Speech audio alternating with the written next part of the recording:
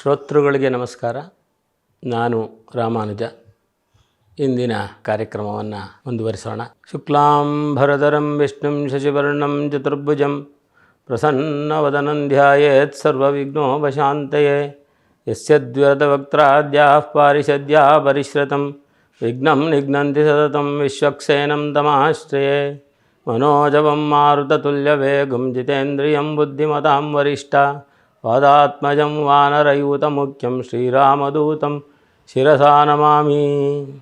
ನಾವು ಭಕ್ತಿಯ ವಿಚಾರಗಳನ್ನೇ ಮಾತಾಡೋದ್ರಿಂದ ಭಕ್ತಿಯನ್ನು ಅಳವಡಿಸ್ಕೊಳ್ಬೇಕು ಅಂದರೆ ಅಷ್ಟು ಸುಲಭದ ಕೆಲಸವಲ್ಲ. ನಾವು ಶ್ರಮಪಟ್ಟಾದರೂ ಅದನ್ನು ಮಾಡಲೇಬೇಕು.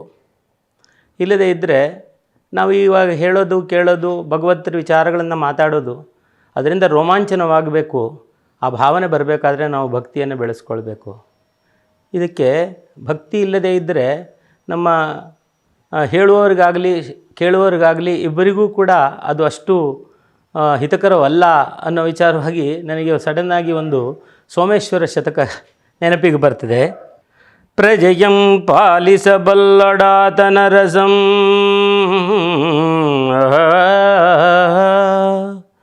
ಕೈಯಾಸಯಂ ಮಾಡದಾತಂ ನಿಜ ಮಂತ್ರೀಶ್ವರ.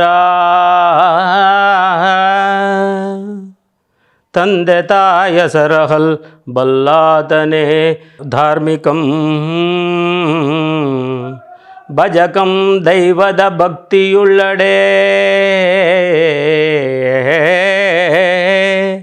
ಬಟಂ ನಿರ್ಭೀತತಾನಾದೊಡಂ ದ್ವಿಜನಾಚಾರತೆಯುಳ್ಳವನ್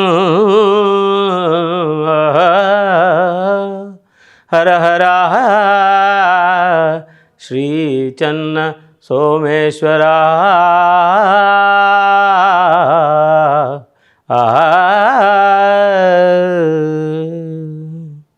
ಭಜಕಂ ದೈವದ ಭಕ್ತಿಯುಳ್ಳಡೆ. ದೈವದ ಭಕ್ತಿ ಇದ್ದರೆ ಮಾತ್ರ ಭಜನೆ, ಇಲ್ಲದೇ ಇದ್ದರೆ ಭಜನೆ ಆಗೋದಿಲ್ಲ ಅದು. ಹಾಗಾಗಿ ಎಲ್ಲರೂ ಕೂಡ ಇಲ್ಲಿ ಹೇಳಿರುವ ವಿಚಾರವನ್ನು ನಾವು ಮತ್ತೊಮ್ಮೆ ಹೇಳ್ತೇನೆ. ಹಂಸ ಕ್ಷೀರ ನ್ಯಾಯ ಹೇಳಿದ್ದರಲ್ಲಿ ಒಳ್ಳೆಯದನ್ನು ಮಾತ್ರ ತಗೊಂಡು ಕೆಟ್ಟದನ್ನು ಬಿಡೋಣ. ಹಿಂದಿನ ಸಂಚಿಕೆಯಲ್ಲಿ ನಾವು ಜಡಭರತನ ಕಥೆಯನ್ನು ಮಾತನಾಡೋಣ. ಹಿಂದಿನ ಜನ್ಮದ ನೆನಪು ಹೇಗೆ ಉಳಿದಿರ್ತದೆ ಅನ್ನೋ ವಿಚಾರವಾಗಿ ಮಾತನಾಡಬೇಕು. ಭಗವದ್ಭಕ್ತರಲ್ಲಿ ನೆನಪುಗಳು ಉಳಿದಿರ್ತವೆ ಅನ್ನೋ ವಿಚಾರವಾಗಿ ಜಡಭರತನ ಬಹಳ ಅಮೋಘವಾದಂತಹ ಕತೆ. ಇದನ್ನು ಹೇಳೋದಕ್ಕೆ ಮುಂದೆ ನಾನು ಆ ವಂಶವನ್ನು ಹೇಳೋದಕ್ಕೆ ಇಷ್ಟಪಡ್ತೀನಿ. ನಮ್ಮ ವಂಶ ಮನುವಿನಿಂದ ಅಂದರೆ ಸ್ವಯಂಭೂ ಮನುವಿನಿಂದ ಶುರುವಾಗ್ತದೆ. ಮನುವಿಗೆ 2 ಜನ ಮಕ್ಕಳು, ಪ್ರಿಯವ್ರತ, ಉತ್ಥಾನಪಾದ ಅಂತ. ಉತ್ಥಾನಪಾದನ ವಂಶವನ್ನು ನಾವು ಹೇಳಿದ್ವಿ. ಉತ್ಥಾನಪಾದನಿಗೆ ಸುರುಚಿ, ಸುನೀತಿ ಅಂತ 2 ಜನ ಇದ್ದರು. ಸುರುಚಿಯ ಮಗ ಉತ್ತಮ, ಸುನೀತಿಯ ಮಗ ಧ್ರುವ. ಧ್ರುವ ಯಾವ ರೀತಿ ಪರಮಪದವನ್ನು, ಭಗವಂತನ ಕ್ಷೇತ್ರವನ್ನು, ಎಲ್ಲರಿಗಿಂತ ಉತ್ತಮವಾದಂಥ ಸ್ಥಾನವನ್ನು ಪಡ್ಕೊಂಡ ಅನ್ನೋ ರೀತಿಯಾಗಿ ಈ ಹಿಂದೆ ನಾವು ಮಾತನಾಡಿದ್ದೀವಿ. ಈ ಪ್ರಿಯವ್ರತನ ಮಕ್ಕಳಲ್ಲಿ ಅಗ್ನಿಯಿಂದ್ರ ಅಂತ ಒಬ್ಬ. ಆ ಅಗ್ನಿಯಿಂದ್ರನಿಗೆ ಒಬ್ಬ ಅಪ್ಸರೆಯನ್ನು ಅವನು ಇಷ್ಟಪಟ್ಟು, ಅವನಿಗೆ ಆ ಕಲೆ ಇತ್ತು. ಎಲ್ಲ ಅಪ್ಸರೆಯರನ್ನು ಕೂಡ ತಾನು ಮೆಚ್ಚಿಸತಕ್ಕಂತಹ ಕಲೆ ಇತ್ತು. ಒಂದು ಅಪ್ಸರೆಯಲ್ಲಿ 9 ಜನ ಮಕ್ಕಳಾಗ್ತಾರೆ. ಅದರಲ್ಲಿ ನಾಭಿ, ಕಿಂಪುರುಷ, ಹರಿವರ್ಷ, ಇಲಾವೃತ, ರಮ್ಯ, ಹಿರಣ್ಮಯ, ಕುರು, ಭದ್ರಾಶ್ವ, ಕೇತುಮೂಲ ಅಂತ ಹೇಳಿ 9 ಜನ ಮಕ್ಕಳು ಹುಟ್ಟುತ್ತಾರೆ. ನಾಭಿ ರಾಜನಾಗ್ತಾನೆ. ಅಗ್ನಿಯಿಂದ್ರನಿಂದ ಮುಂದೆ ರಾಜನಾಗ್ತಾನೆ ನಾಭಿದೇವನ ಮಗ ಋಷಭದೇವ. ನಾಭಿಗೆ ಮೇರು ಅನ್ನತಕ್ಕಂತಹ ಹೆಂಡತಿ ಇರ್ತಾಳೆ. ಆ ನಾಭಿರಾಜ ಬಹಳ ದೈವಭಕ್ತ. ಆ ದೈವಭಕ್ತ ನಾಭಿರಾಜನ ಮಗ ಋಷಭದೇವ ಸ್ವಯಂ ಪರಮಾತ್ಮನೇ ಋಷಭನಾಗಿ ಹುಟ್ಟುತ್ತಾನೆ. ಎಂಥ ಅದೃಷ್ಟಶಾಲಿ ಅಂತ ಹೇಳಿ ಎಲ್ಲರೂ ಹೇಳ್ತಾರೆ. ನಾಭಿ ಕೋನು ತತ್ಸರ್ಮ ರಾಜರ್ಷೇಹೇ ನಾಭೇ ದತ್ತ ಚರೇತ್ ಪುಮಾನ್ ಅಪತ್ಯತಾಮಗಾಧ್ಯ ಹರಿಶುದ್ಧೇನ ಕರ್ಮಣ. ಹರಿಶುದ್ಧನಾಗಿ ಅವನು ಭಗವಂತನನ್ನು ಧ್ಯಾನ ಮಾಡಿದ್ದಕ್ಕೆ ಸ್ವಯಂ ಹರಿಯೇ ಅವನ ಮಗನಾಗಿ ಹುಟ್ಟುತ್ತಾನೆ ಅಂತ ಹೇಳಿ ಋಷಭದೇವ ಹುಟ್ಟುತ್ತಾನೆ. ಋಷಭದೇವ ಮಹಾ ತಪಸ್ವಿ. ಅವನು ಧರ್ಮ ಕರ್ಮಗಳನ್ನು ಚೆನ್ನಾಗಿ ಆಚರಣೆ ಮಾಡಿಕೊಂಡು ಬಂದವನು. ಋಷಭದೇವನ ಮೇಲೆ ಇಂದ್ರನಿಗೆ ಒಂದು ಸತಿ ಇಷ್ಟು ಚೆನ್ನಾಗಿ ರಾಜ್ಯವಾಳ್ತಾನಲ್ಲ ಅಂತ ಹೇಳಿ ಅಸೂಯೆ ಹುಟ್ಟುತ್ತದೆ. ಆ ಇಂದ್ರ ಒಂದು ಸತಿ ಅವನ ರಾಜ್ಯದಲ್ಲಿ ಮಳೆಗರೆಯದೇ ಇರೋ ಥರ ಮಾಡ್ತಾನೆ. ಆದರೆ ಋಷಭದೇವ ತನ್ನ ಪ್ರತಾಪ, ತನ್ನ ಭಗವತ್ ಶಕ್ತಿಯಿಂದ ಆ ದೇಶ ಸಮೃದ್ಧವಾಗಿ ಮಳೆ ಬಂದು ಎಲ್ಲ ರೀತಿಯಲ್ಲಿಯೂ ಕೂಡ ಅವರನ್ನು ಕಾಪಾಡಿಬಿಡ್ತಾನೆ. ಇಂದ್ರನಿಗೆ ಅವಮಾನವಾಗ್ತದೆ. ಅವನ ಪ್ರಾಯಶ್ಚಿತ್ತವಾಗಿ ಇಂದ್ರನ ಮಗಳು ಇಂದ್ರನು ಜಯಂತಿಯನ್ನು ಕೊಟ್ಟು ಋಷಭದೇವನಿಗೆ ಮದುವೆ ಮಾಡ್ತಾನೆ. ಆ ಋಷಭದೇವನಿಗೆ ಹುಟ್ಟಿದ ಮಗನೇ ಭರತ. ನಮ್ಮ ಭರತ ದೇಶ, ಋಷಭ ಸ್ವಯಂ ದೇವರು. ಆ ದೇವರ ಪುತ್ರ ನಾಭಿರಾಜ ಅಂತ ಹೇಳಿ ಯಾವ ನಾಭಿಖಂಡ ಅಂತ ಹೇಳಿ ಯಾವುದನ್ನು ಹೇಳ್ತಿದ್ರು ಅದನ್ನು ಭರತವರ್ಷಕ್ಕೆ ಅವನನ್ನು ರಾಜನನ್ನಾಗಿ ಮಾಡ್ತಾರೆ. ಭರತವರ್ಷೇ ಭರತಖಂಡೆ ನಾವು ಹೇಳ್ತೀವಲ್ವ ನಮ್ಮ ಇದರಲ್ಲಿ ಸಂಕಲ್ಪಗಳಲ್ಲಿ ಭರತವರ್ಷೇ ಭರತಖಂಡೇ ಶತಾಬ್ದೇಹೇ ಮೇರೋಹೋ ದಕ್ಷಿಣೇ ಪಾರ್ಶ್ವೇ ಅಸ್ಮಿನ್ ವ್ಯಾವಹಾರಿಕೆ ಪ್ರಭವಾದಿ ಸೃಷ್ಟಿ ಸಂವತ್ಸರಾಣಾಂ ಮಧ್ಯೆ ಹೇಳ್ತೀವಲ್ವ. ಆ ರೀತಿ ಈ ಇಡೀ ಭರತವರ್ಷ ಭರತಖಂಡಕ್ಕೆ ಅಧಿಪತಿಯಾಗಿ ಈ ಭರತನ ರಾಜ್ಯ ಆಳ್ತಾನೆ. ಭರತನಲ್ಲಿ 5 ಜನ ಮಕ್ಕಳು ಹುಟ್ಟಿದ್ದಾರೆ. ಬಹಳ ಧರ್ಮನಿಷ್ಠೆಯಿಂದ ರಾಜ್ಯವಾಳ್ತಾನೆ. ಈ ಸಮಯದಲ್ಲಿ ನೆನೆಸ್ಕೊಳ್ಬೇಕಾಗಿರುವಂಥ ಒಂದು ವಿಚಾರ, ಕಾಶ್ಮೀರ ಒಂದು ನಮ್ಮಿಂದ ಹೋಗಿತ್ತು, ಆ ಭರತಖಂಡದ ಭಾಗ. ಈಗ ನಮ್ಮ ಮೋದಿ ಸರ್ಕಾರದವರ ಪ್ರಭಾವವಾಗಿ ಅದು 375 ವಿಧಿಯನ್ನು ತೆಗೆದ ಮೇಲೆ ನಮ್ಮ ಭಾರತ ದೇಶದ ಅವಿಭಾಜ್ಯ ಅಂಗವಾಗಿ ಉಳಿದಿದೆ ಅನ್ನೋದು ಒಂದು ಸಂತೋಷದ ವಿಚಾರ. ಭರತಖಂಡದ ಬೇಕಾದಷ್ಟು ಭಾಗಗಳು ಕತ್ತರಿಸಿ ಹೋಗಿವೆ, ಆಫ್ಘಾನಿಸ್ತಾನ, ಪಾಕಿಸ್ತಾನ ಎಲ್ಲ ಜಾಗಗಳು. ಈ ಭರತಖಂಡಕ್ಕೆ ಭರತ ಮಹರ್ಷಿ, ಅವನು ಮಹರ್ಷಿ ಅಂತಲೇ ರಾಜರ್ಷಿ ಅವನು. ಅಂಥ ಬ್ರಾಹ್ಮಣರಲ್ಲಿ ವಿಶೇಷವಾದ ಭಕ್ತಿ, ಧರ್ಮ ಕೆಲಸಗಳು, ವಿದ್ವಾಂಸರುಗಳನ್ನು ಮರ್ಯಾದೆ ಮಾಡತಕ್ಕಂಥದ್ದು, ದೇಶದಲ್ಲಿರತಕ್ಕಂಥ ಎಲ್ಲ ಚಾತುರ್ವರ್ಣದ ಎಲ್ಲ ಜನಗಳಿಗೂ ಕೂಡ ಸಂತೋಷವನ್ನು ಕೊಡ್ತಕ್ಕಂತಹ ಒಬ್ಬ ರಾಜನಾಗಿದ್ದ. ಆದರೆ ಅವನಿಗೆ ಭಗವಂತನಲ್ಲಿ ಹೆಚ್ಚಿನ ಒಂದು ವ್ಯಾಮೋಹ, ಭಾಗವತ ವಿಚಾರಗಳನ್ನು ವಿಶೇಷವಾಗಿ ಇದು ಮಾಡ್ತಾನೆ. ಆ ಭರತನನ್ನು ಉಳಿದು ಇನ್ನೂ ಭರತನಿಗೆ 5 ಜನ ಮಕ್ಕಳು, ಭರತನ ಉಳಿದು ಅವನ ಸಹೋದರರು ಕೂಡ 99 ಜನ, ಒಟ್ಟು 100 ಜನ ಮಕ್ಕಳು ಅವರು.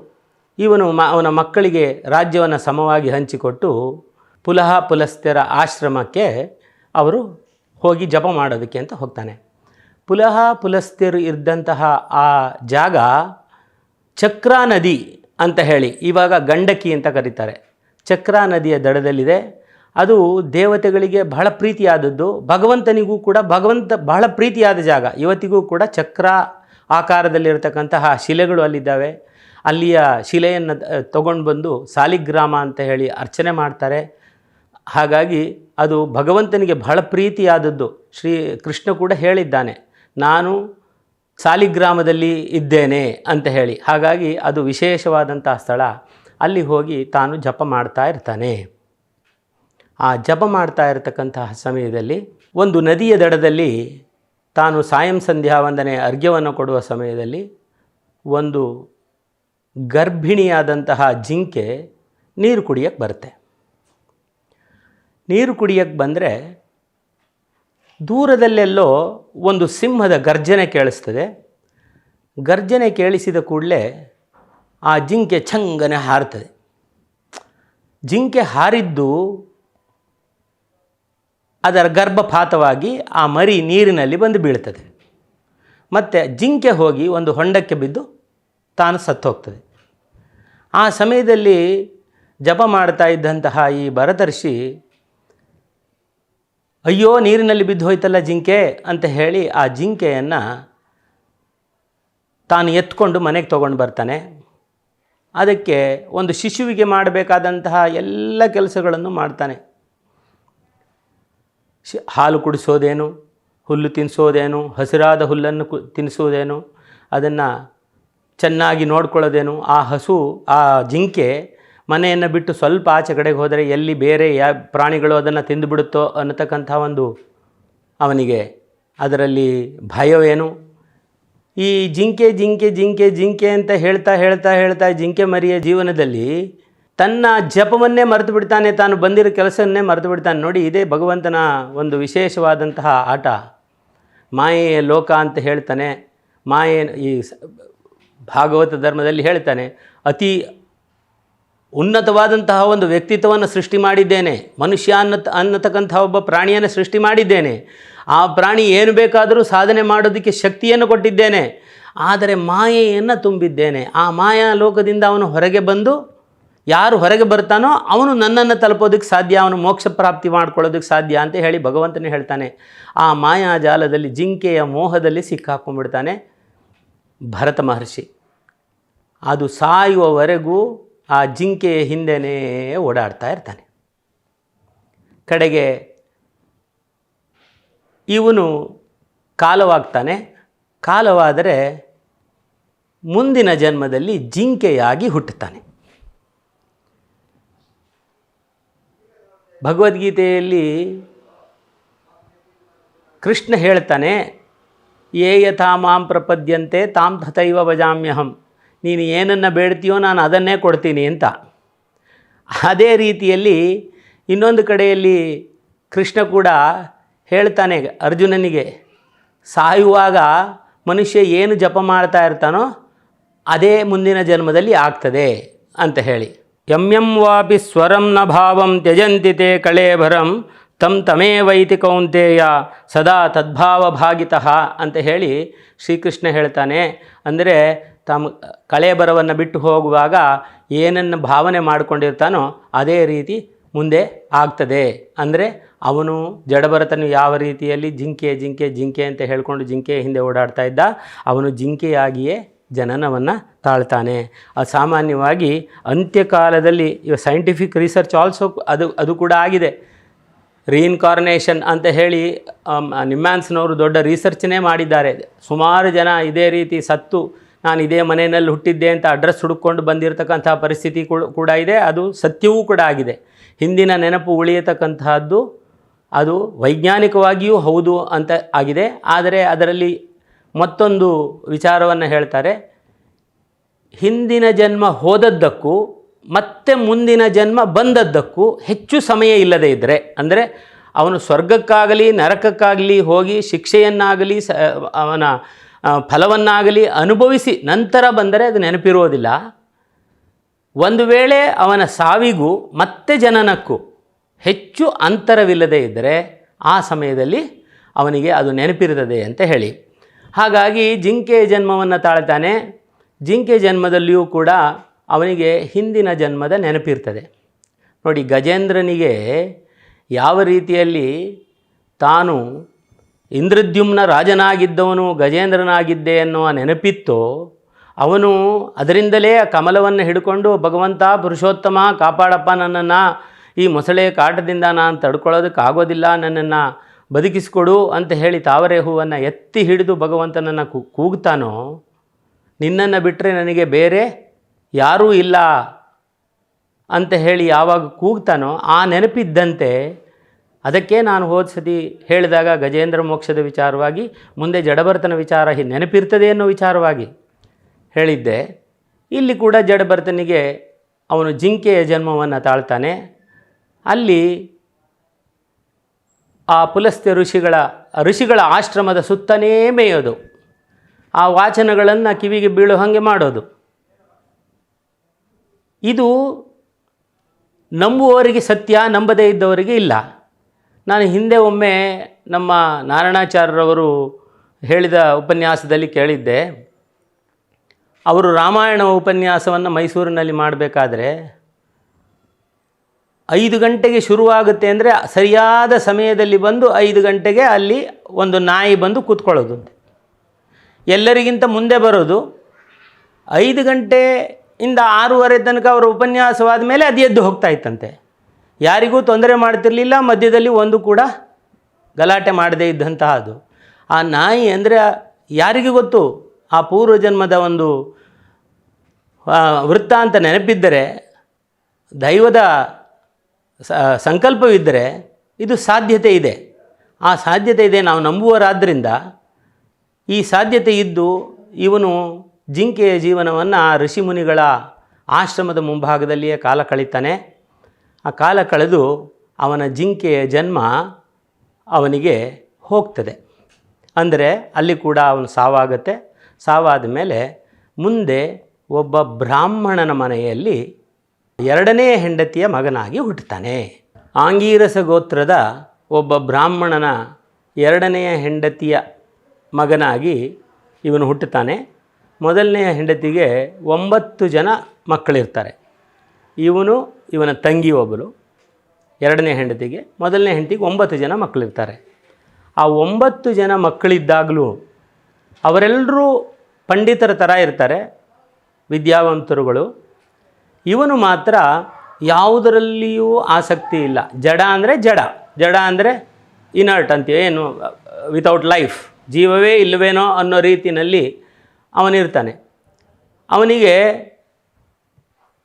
ಊಟವನ್ನು ಕೊಟ್ಟರೆ ಊಟ ಮಾಡೋದು, ಏನಾದ್ರು ಕೆಲಸ ಮಾಡುವಂತ ಕರ್ಕೊಂಡು ಹೋದರೆ ಕೆಲಸ ಮಾಡೋದು, ಇಲ್ಲದೇ ಇದ್ದರೆ ಏನೂ ಇಲ್ಲ. ಸ್ವಯಂ ಪ್ರೇರಿತವಾಗಿ ಯಾವ ಕೆಲಸವನ್ನು ಮಾಡದೇ ಇರ್ತಕ್ಕಂಥವನು. ಇವನು ಮೂರ್ಖ, ಅನಿಷ್ಟ ಅನ್ನೋ ರೀತಿಯಲ್ಲಿ ಅವರ ತಂದೆ ತಾಯಿಯವರಿದ್ದಾಗಲೇ ಅವನನ್ನು ಟ್ರೀಟ್ ಮಾಡ್ತಾಯಿದ್ರು. ತಂದೆ ತಾಯಿಯವರು ಹೋದ ಮೇಲಂತೂ ಅವನನ್ನು ಮನೆಯಿಂದ ಹೊರಗೆ ಹಾಕ್ತಾರೆ. ಮನೆಯಿಂದ ಹೊರಗೆ ಹಾಕ್ತಾರೆ. ಹೊರಗೆ ಹಾಕುವ ಸಮಯದಲ್ಲಿ ಅವನು ಹೊರಗಡೆ ಹೋಗಿ ಯಾರಾದರೂ ಏನಾದರೂ ಕೆಲಸಕ್ಕೆ ಕರ್ಕೊಂಡು ಹೋಗಿ ಮಾಡಿಸಿದರೆ ಅದ್ರ ಬಗ್ಗೆ ಸಂತೋಷವೂ ಇಲ್ಲ, ಹರ್ಷವೂ ಇಲ್ಲ, ಬೇಜಾರೂ ಇಲ್ಲ. ಮಾಡೋದು, ಕೊಟ್ಟರೆ ಊಟ ಮಾಡೋದು, ಆದರೆ ದಷ್ಟಪುಷ್ಟವಾಗಿಯೇ ಇದ್ದ ಅವನು. ಹಿಂದಿನ ಜನ್ಮದ ನೆನಪು ಕೂಡ ಅವನಲ್ಲಿ ತುಂಬ ಇತ್ತು. ಹಾಗಾಗಿ ಅವನು ಯಾವುದೇ ರೀತಿಯ ಲೌಕಿಕವಾದ ವಿಚಾರಗಳಲ್ಲಿ ಆಸಕ್ತಿಯನ್ನು ತೋರಿಸ್ತಾ ಇರಲಿಲ್ಲ. ಕಾರಣ ಬಹುಶಃ ಅವನ ಹಿಂದಿನ ಜನ್ಮದ ಅರಿವು ಯಾವ ಜಿಂಕೆಯ ವ್ಯಾಮೋಹಕ್ಕೆ ಬಿದ್ದು ಒಂದು ಜನ್ಮ ಜಿಂಕೆಯ ಜೀವನವನ್ನು ಕಳೆದಿದ್ದೀನಿ ಅನ್ನತಕ್ಕಂಥ ಒಂದು ಇತ್ತು, ಅದು ಬಹುಶಃ ಅರಿವಿತ್ತು ಅಂತ ಕಾಣ್ತದೆ. ಅವನು ಯಾವುದರಲ್ಲೂ ಆಸಕ್ತಿ ತೋರಿಸ್ತಾ ಇರಲ್ಲ. ಹೀಗಿರಬೇಕಾದ್ರೆ ಒಬ್ಬ ರಾಜ, ರಹುಗುಣ ಅಂತ ಹೇಳಿ ಒಬ್ಬ ರಾಜ ಇರ್ತಾನೆ.